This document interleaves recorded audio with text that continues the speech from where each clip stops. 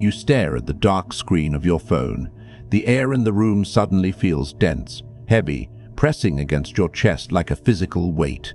The faint hum of the refrigerator and the distant sound of traffic seem to magnify as the seconds stretch into agonizing minutes. Your stomach tightens a sharp, cold constriction as you realize the long, carefully crafted message you sent has been met with absolute silence. You wait, your eyes locked on a piece of glass that refuses to light up, trapped in the humiliating stillness of your own overinvestment. You were told they are just busy, or that your anxiety is a personal failing, a flaw in your emotional wiring that you need to fix. You are experiencing the vacuum of asymmetry. This is the biological reality where an abrupt withdrawal of data forces the lower status nervous system to cannibalize its own energy, frantically running predictive models to identify a threat. Everything that follows will reveal why this exact mechanism runs beneath every social interaction you have ever had, dictating who survives and who is consumed. Understand this. Seeing the machinery is a permanent weight, not a sudden gift. What has been invisible to you will now dictate how you view every handshake, every delayed response, every silent stare. You are already paying the price of ignorance by watching this. If you cannot handle the cold mechanics of human instinct, leave now. Hear me out. The power dynamic between human animals is an invisible, electrified grid laid over every room you enter. It is not governed by morality, kindness, or fairness. It is governed entirely by the raw evolutionary mathematics of calorie expenditure and perceived threat. The system demands a hierarchy because equality is biologically unstable. It requires too much constant negotiation, too much continuous friction. From a safe societal distance, this hierarchy looks like culture, manners, or professional protocol. We give it polite names to hide the teeth. But bring this system into focus, observe it at the level of a single room. Watch the micro movements when the door opens. Watch who stops speaking, whose eyes track the movement, whose shoulders tense. It is never about choice. The nervous system measures the entering body and instantly assigns it a coordinate on the grid. It assesses weight, stillness, and a latent capacity for violence, whether social, psychological, or physical. You do not choose your position. The system assigns it based on the data you leak. Niccolò Machiavelli understood this grid with terrifying clarity as he walked the stone corridors of 16th century Florence. The modern world loves to paint his observations as the birth of evil manipulation, but Machiavelli was merely a biologist of the court. In the shadow of the Medici family and the ruthless campaigns of Cesare Borgia, there was no room for emotional outbursts or fragile egos. The court was a polished, sanitized environment built directly over a brutal, primal reality. A misplaced word was not a faux pas, it was a death sentence. The men who survived did not dominate through loud declarations or reactive anger. They survived by mastering the exact biological triggers that govern human fear and respect. The modern office, the modern relationship, the digital landscape. They are just the Florentine court with HR departments and glowing screens. The fangs are hidden, but the bite remains fatal. Restraint is the ultimate anomaly in the natural world. When a creature is attacked, provoked, or insulted, the baseline biological response is kinetic energy. Fight or flight, noise, frantic motion, defensive posturing. The system registers this expenditure of energy as predictable. It is quantifiable, legible, and safe. Therefore, when a body absorbs a hostile stimulus and returns absolute stillness, when it refuses to expend even a single calorie of energy in response to provocation, it creates a terrifying glitch in the predator-prey matrix. The system cannot calculate the limits of a creature that does not react. Let us strip the morality out of it and look at the math. When someone insults you or attempts to manipulate your emotions and you respond with complete, unbreakable silence, their nervous system spikes. This is not about them being a cruel mastermind. Their brain simply registers a lack of predictable reaction as evolutionarily unsafe. They cast a net into the dark and pulled up nothing. This isn't about you executing some clever psychological technique. It is just how the machine operates. The manipulator is an organism that survives by mapping the responses of its environment. When you provide no response, you blind them. You remove the data they need to survive the interaction. The deeper implication here is that stillness is not merely the absence of movement, it is the presence of concealed capability. It implies a reserve of power so vast, so deep, that the current provocation is deemed completely unworthy of expenditure. The manipulator, faced with this unnatural restraint, begins to hallucinate your power. They project their own worst fears into the blank canvas of your silence. They begin to negotiate with themselves, lower their demands, and second-guess their strategy. You have not fired a single shot. You have not raised your voice. Yet you have occupied their entire mental architecture. Think of the predator scanning the tall grass. It is not the rustling leaves that terrify the wolf. It is the sudden, unnatural deadness of the wind, the absolute freeze of the environment that signals a larger apex predator has entered the perimeter. Your silence must become that freeze. Kill the instinct to explain yourself to those who feed on your words. Here is where it flips. The social marketplace operates on a ruthless, unforgiving economy of information. From a macroscopic view, human hierarchies stabilize only when there is an established disparity in knowledge and predictability. The organism that holds the most data, while leaking the least, inevitably controls the environment. It is an evolutionary arms race waged entirely through the suppression of tells. The system does not reward the honest, it rewards the impenetrable. Bring this down to a single interaction.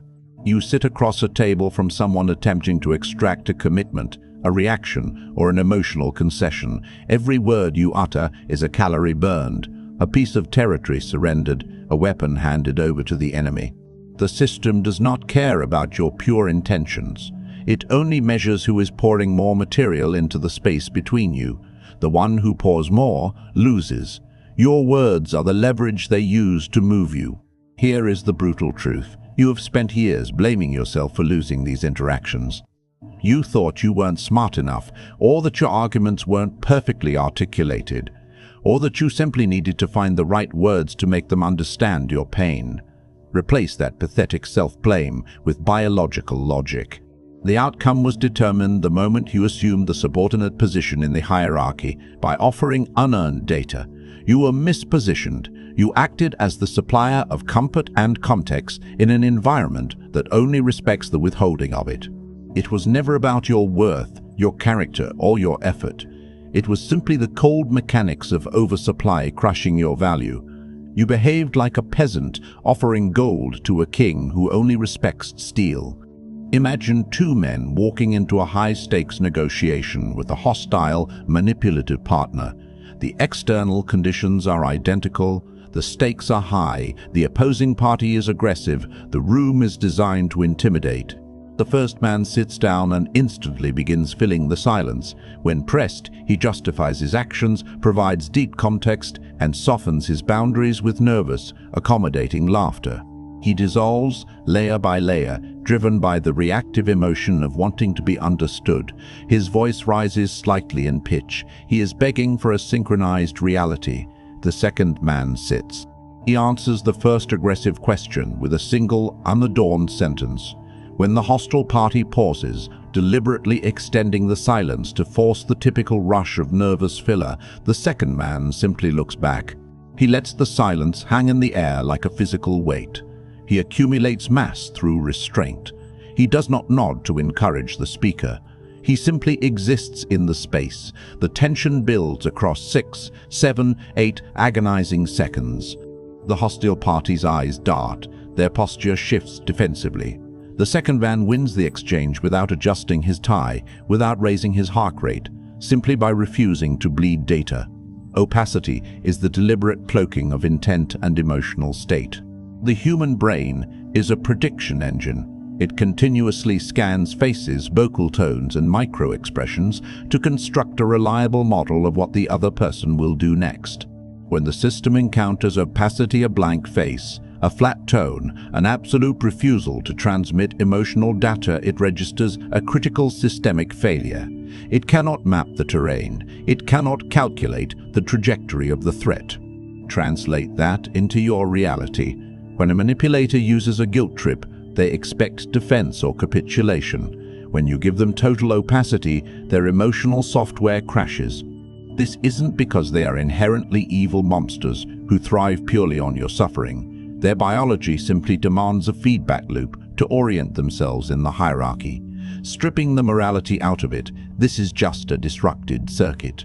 You are not manipulating them, you are simply refusing to power their machinery. You are cutting the electrical cord to their control panel. The layer underneath the layer is the concept of the architectural deficit. The moment you begin to over-explain your stance, you are handing the opposing force the structural blueprints to your own psychology.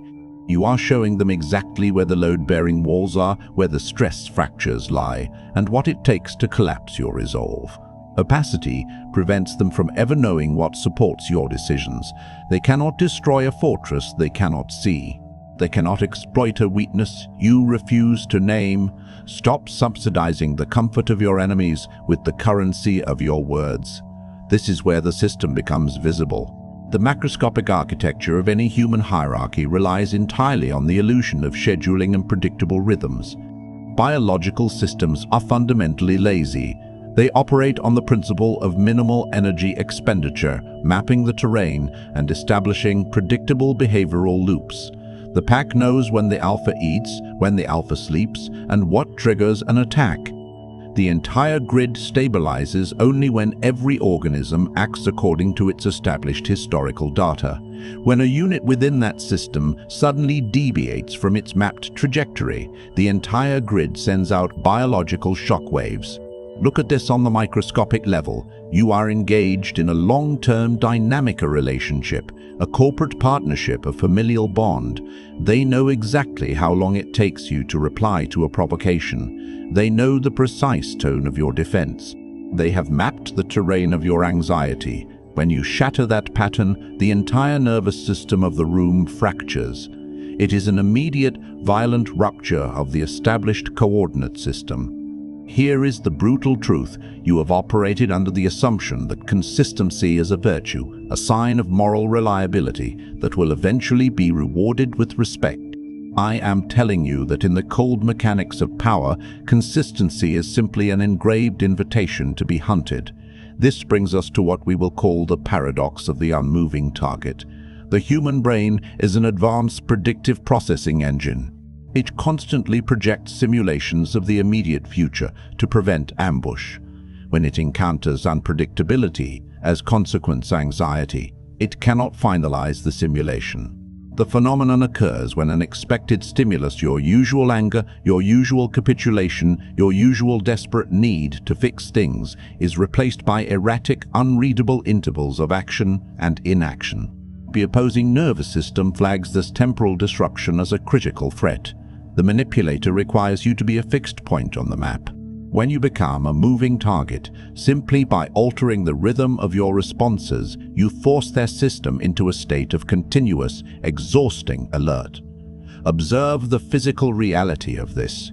A person who historically sends a barrage of anxious texts after an argument suddenly goes dark for 48 hours, then responds with a single, polite, logistical question entirely unrelated to the dispute. The manipulator's brain short-circuits. They are not suddenly experiencing a moral awakening or feeling guilty for their cruelty. Their brain simply registers a break in the terrain, an evolutionary anomaly that prevents them from securing their own position. This isn't about manipulation, it is just how the machine operates. The sudden injection of temporal chaos demands that their nervous system burn massive amounts of cognitive calories, trying to anticipate a threat that refuses to materialize on schedule. The layer underneath the layer is the absolute weaponization of this unpredictability. By destroying the pattern, you force the opponent to play permanent defense against a phantom. They begin to audit their own behavior, searching for the variable that caused your shift. They negotiate with their own shadows. You have transformed from a predictable prey animal into an environmental hazard that cannot be quantified. You are no longer managing their behavior. You are hacking the predictive algorithms of their primal brain. Machiavelli observed this exact mechanism in the ruthless statecraft of Cesare Borgia. Borgia understood that a predictable ruler was a vulnerable ruler. He did not maintain power through continuous expected violence. He maintained it through the terrifying anxiety of unpredictability. When Borgia placed his own brutal lieutenant, Ramiro di Orco, in power to pacify the Romagna, it was expected. When Borgia suddenly had that same lieutenant executed and left in the public square, sliced in half with a block of wood next to him, it shattered the established psychological grid of the entire region. The people were simultaneously satisfied and utterly terrified. The unpredictable nature of the act ensured that no one could accurately plot a conspiracy against a man whose behavioral map was entirely blank. In your modern, sanitized life, you do not need a public execution. You only need the sudden, unpredictable withdrawal of your expected emotional subsidy. The strategy is akin to defending a fortress by continuously shifting the load-bearing walls. A manipulator approaches your boundaries with a precise blueprint, expecting to find the drawbridge exactly where they left it yesterday. When they arrive and find only solid stone, and later find a door where there was once a wall, their siege engines become useless. They cannot conquer an architecture that refuses to remain static. The absolute consequence of your unpredictability is their complete structural paralysis. Stop running on the schedules designed for your own subjugation. Go deeper. The physical universe operates on the undeniable law of mass and spatial displacement. Nature abhors a vacuum, but the human animal is utterly terrorized by it. From the macroscopic perspective, a social hierarchy functions like a tightly packed ecosystem.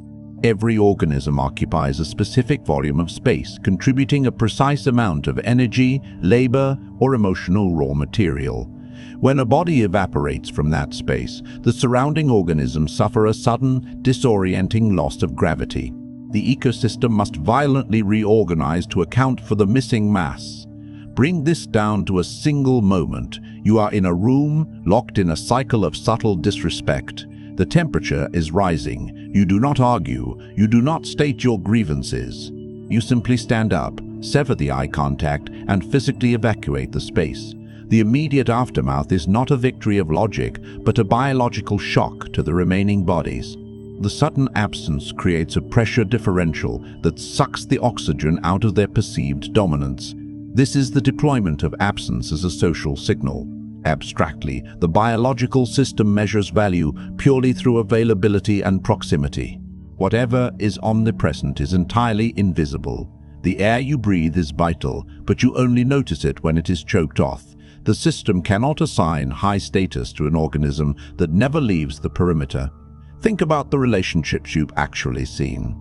Our partner continuously pushes the boundaries of a loyal, ever-present spouse.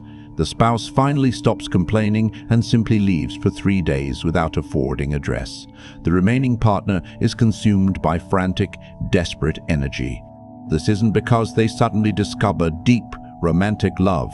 Their primal brain is flashing a catastrophic proximity alert. The resource they took for granted has vanished, and the survival algorithm kicks into overdrive to locate the missing asset. Explicitly remove the moral blame here.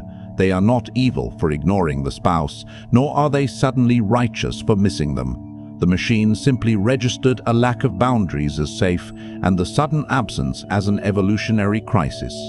This is the trap. You believe your presence is your power. You believe that if you just stay in the room long enough, if you endure enough, your loyalty will be recognized and rewarded. The deeper implication of absence is that it is a devastatingly active offensive maneuver. It is the tactical deployment of nothingness. By removing your physical and emotional mass from the equation, you force the other person to fill the void with their own crippling insecurities. The paradox of the unmoving target closes here. The target that disappears entirely forces the predator to hunt empty shadows, exhausting their own energy reserves until the predator unwittingly becomes the prey, desperate for a mere glimpse of the ghost that vanished. You have forced them to hunt themselves. Imagine a private dinner where the subtle, venomous games of status are being played. The external conditions are identical for two specific men at the table, both being subtly undermined by a superior. The first man attempts to defend his honor. He stays in his seat, his heart rate climbing, his voice tightening as he desperately tries to articulate his worth and defend his boundaries. He bleeds energy into the room, cementing his position as the subordinate reacting to a dominant force. The second man experiences the exact same slight. He does not frown. He does not retort. He simply places his napkin gently on the table, stands up smoothly, and walks out the front door into the night without a single syllable of explanation. The contrast in the room is immediate.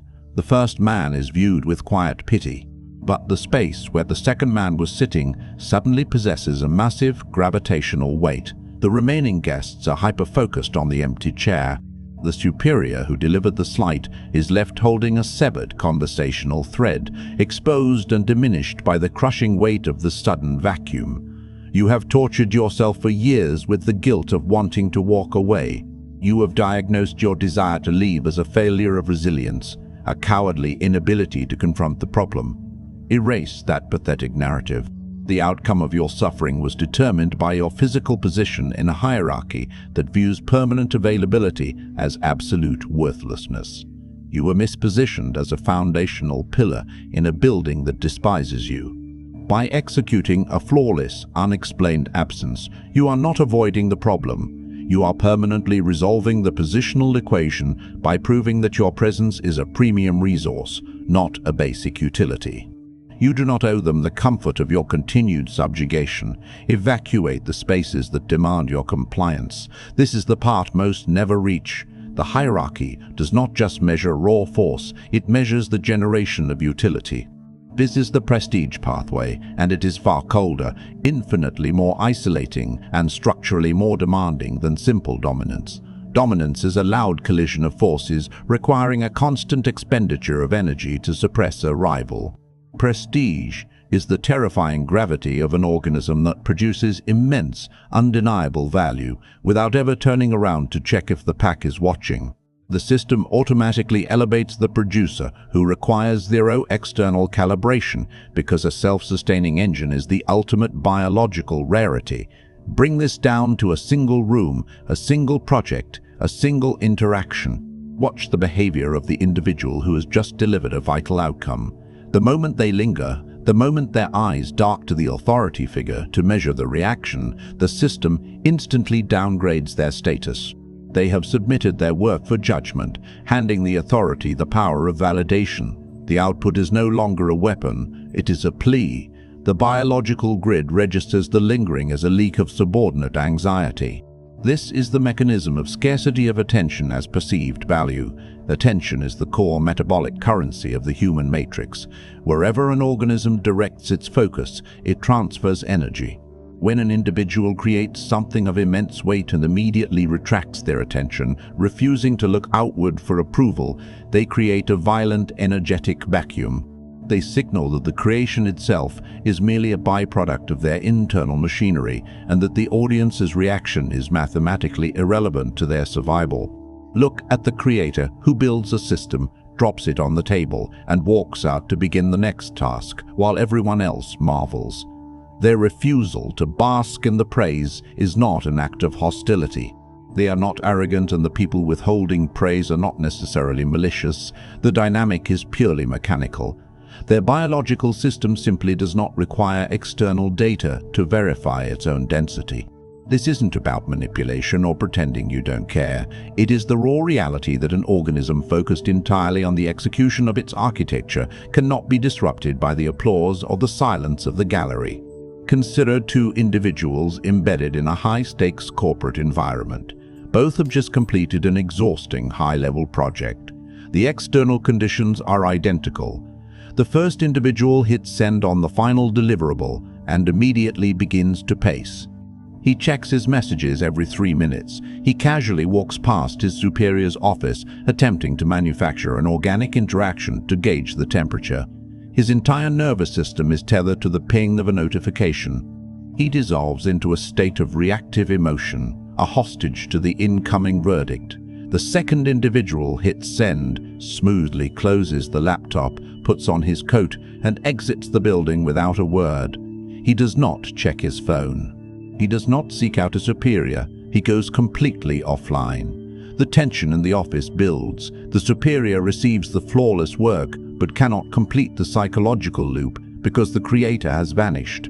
The first man begs for his position. The second man dictates the reality of the room through the crushing weight of his self-containment. Machiavelli operated in a world defined not just by swords, but by the undeniable genius of Renaissance production. The Florentine court was infested with loud, desperately performing nobles who spent fortunes trying to capture the attention of the Medicis. But the true untouchables were men like Leonardo da Vinci, engineers, and artists who delivered terrifying war machines and flawless fortifications, then simply turned their backs on the court to obsess over their next design. They were not dominant through violence. They were undeniable through competence.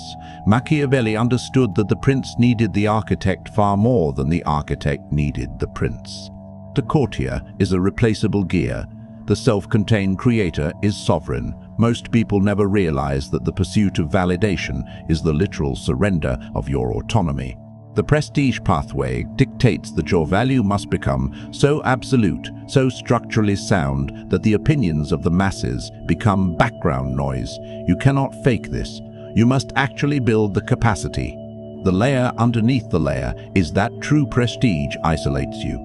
You become unreachable because you no longer operate on the same biological frequency as the validation seekers. You become a cold, efficient production engine that the system relies upon but can never domesticate. You are respected precisely because you are indifferent to the respect. Stop bleeding your value into the hands of those who cannot build. But here is the paradox. The modern world aggressively conditions you to believe that harmlessness is a virtue. You who've been sold a sanitized lie that the biological system rewards the peaceful, the accommodating, and the infinitely patient. This is a fatal miscalculation. In the cold mathematics of survival, an organism incapable of inflicting damage is not viewed as moral. It is viewed as a resource to be consumed. The overarching hierarchy does not respect peace. It only respects the temporary, negotiated suspension of violence. If you have no capacity to enforce a consequence, your boundaries are simply suggestions waiting to be violated. Look at the microdynamics of your own failures. You sit in a room while a colleague, a partner, or a supposed friend openly disrespects you with a subtle, barbed joke. You feel the flush of heat in your chest. The biological alarm is screaming that a territorial breach has occurred. But instead of letting the temperature drop, instead of blocking eyes and letting the silence become dangerous, you laugh. You diffuse the tension. You protect the predator from the awkwardness of their own strike. You signal to the entire room that you are biologically incapable of retaliation. This introduces the mechanism of restraint as implied threat. True restraint is not the absence of capacity. It is the deliberate, visible withholding of a devastating response. The nervous system of a predator constantly scans the environment for kinetic potential. When it encounters an organism that absorbs a strike but does not flinch, does not laugh and does not immediately attack, but simply locks onto the target with absolute stillness, it registers a massive accumulation of latent energy. It calculates that the organism is perfectly capable of destroying it, but is choosing, for now, to hold fire. Imagine the moment a manipulator crosses the line, and instead of your usual anxious defense, you simply hold their gaze with zero facial expression for 4 uninterrupted seconds. You do not raise your voice. You do not scold them. You simply stare. Explicitly remove the moral blame here. They aren't going to back down because they suddenly respect your feelings. Their limbic system simply registers the sudden lack of submission as a catastrophic miscalculation of your threat level. This isn't about acting tough. It is the biological reality that a system only corrects its behavior when it senses an impending, unquantifiable impact. You are simply letting them feel the shadow of the axe. Think of the mechanics of a heavy longbow. And human beings, primal as we are, completely harmless, lying dormant on the ground. But when the string is drawn back to the anchor point and held there, trembling with hundreds of pounds of kinetic tension, it becomes an instrument of absolute terror. The arrow has not been released, yet it dictates the movement of everything downrange. The tension itself is the weapon. Your social presence must become that drawn bowstring. You do not need to fire. You only need to make them feel the lethal vibration of your potential energy. You have spent years diagnosing your inability to command respect as a lack of charisma, a failure of your personality, or a deficit in your likability. You've read books on how to win people over, blaming your own awkwardness for your constant subjugation. Replace this delusion with positional logic. You were never failing at being likable. You were failing because you were mispositioned as a harmless entity in an ecosystem that only negotiates with fangs. Your likability is a massive liability. You stripped yourself of all implied threat, rendering yourself a biological zero. Your outcome was predetermined not by your personality, but by your absolute refusal to project consequence. It is time to drop the burden of trying to be loved. The deeper implication here is that fear and respect are biologically indistinguishable at the baseline of the human nervous system. You cannot be respected if you cannot be feared on some level, feared for your capacity to walk away, feared for your capacity to ruin a reputation, feared for your absolute icy refusal to tolerate disrespect. The moment you remove the consequence from your dynamic, you invite the wolves to dine. The implied threat is the invisible perimeter fence that keeps the machinery of your life intact. Kill the smile that you use as a shield. Strip the morality out of it and look at the math. The ultimate realization of the biological hierarchy is profound, freezing isolation. Once you strip away the romantic narratives of human connection, you are left looking at a landscape of biological machines endlessly running input-output scripts to secure their own survival. The masses are not malicious. They are simply asleep, trapped in reactive loops of stimulus and response. When you ascend, when you master the suppression of your own tells and the deployment of your own gravity, you remove yourself from their frequency. You can no longer participate in the frantic, anxious games of the subordinate class. You become an observer, watching the machinery of society churn from a distance. Look around the room you are sitting in right now. Think about the people who text you, the colleagues who demand your time, the partners who test your boundaries. You will begin to see their provocations not as personal attacks, but as primitive lines of code. You will watch their eyes dilate when you deny them their expected emotional subsidy. You will see their posture crumble when you introduce a vacuum into the space. You are no longer engaging with their words, you are engaging purely with their biology. This is the permanent cost of understanding the system. You can never go back to being blind. When you consciously engineer unresponsiveness, when you become the black hole that absorbs their panic, their demands, and their manipulations without emitting a single particle of light, you invert the entire power structure. The entity that controls the flow of data controls the nervous system of the opponent. Picture a scenario where a toxic superior attempts to corner you into an emotional reaction, firing off rapid, aggressive accusations to destabilize you. You simply let them finish. You let the echo of their voice die in the room. You allow a crushing 5-second silence to build. You do not defend yourself. You simply observe them like a scientist watching a frantic rat in a maze. The pressure of your silence forces the blood to rush to their face. Explicitly remove the moral blame. You are not torturing them for pleasure. Their own nervous system is simply suffocating under the immense atmospheric pressure of your unresponsiveness. It is not manipulation, it is the raw mechanical reality of an unreturned folly. You have handed them the void, and their own biology is tearing them apart. Machiavelli understood that the ultimate weapon of the sovereign was not the sword, but the agonizing terror of the signal withheld. When an ambassador approached Cesare Borgia expecting either wrath or agreement and received only a cold, impenetrable stare, the ambassador defeated himself. He would return to his masters and advise capitulation, broken not by a superior army, but by the absolute void of information. The Florentine court was a graveyard of men who lost their minds trying to decipher the silence of those above them. You must become the silence they cannot decipher. You have lived your entire life believing that communication is the key to resolution. You have exhausted yourself trying to translate your boundaries into a language your abusers might finally respect. Erase this catastrophic miscalculation. Your exhaustion is a product of positional failure. You were mispositioned as the eternal explainer in a hierarchy that views explanation as submission. Their failure to understand you was never a communication error, it was a positional strategy to keep you working for their approval. The moment you stop communicating and start engineering the void, the burden vanishes. You no longer need them to understand. You only need them to comply. Stop negotiating with biological software that is programmed to consume you. Every interaction you have ever lost, every humiliating compromise you have ever made, and every sleepless night you have spent agonizing over a cold, delayed response was governed entirely by the vacuum of asymmetry. You spent your life bleeding your vital energy into a void that was specifically designed to consume you, begging a ruthless evolutionary mechanism for human warmth. The biological answer was always sitting right in front of you, written in the terrifying mathematics of power.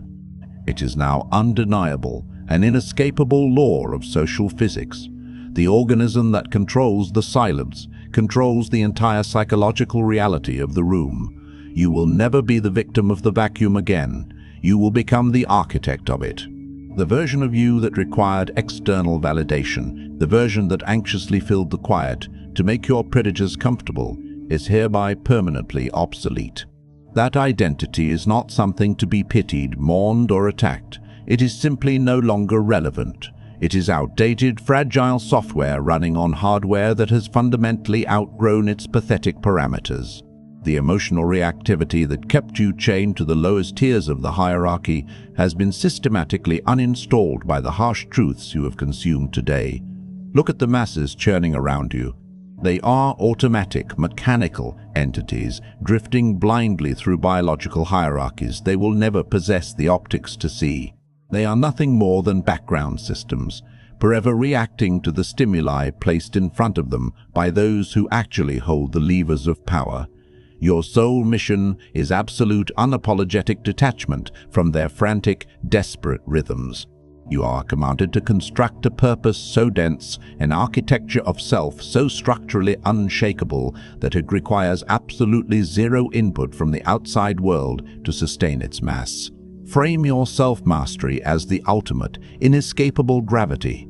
You will pull their attention toward you effortlessly, but you will never, under any circumstances, lower yourself to orbit their fragile egos. Iron. Those who actually understood what was meticulously disassembled here today already know exactly what that word signifies. Continued exposure to these brutal psychological architectures is merely access, it is not support. This is not a community, and you are not my followers. Those who choose to stay are simply the few, who can no longer pretend the mechanical nature of human instinct does not exist. You are the ones who refuse to return to the warm, comforting delusions of the slaughterhouse. The system has been mapped, the biological realities have been exposed, and the tools have been dropped onto the cold stone table. My work here is done.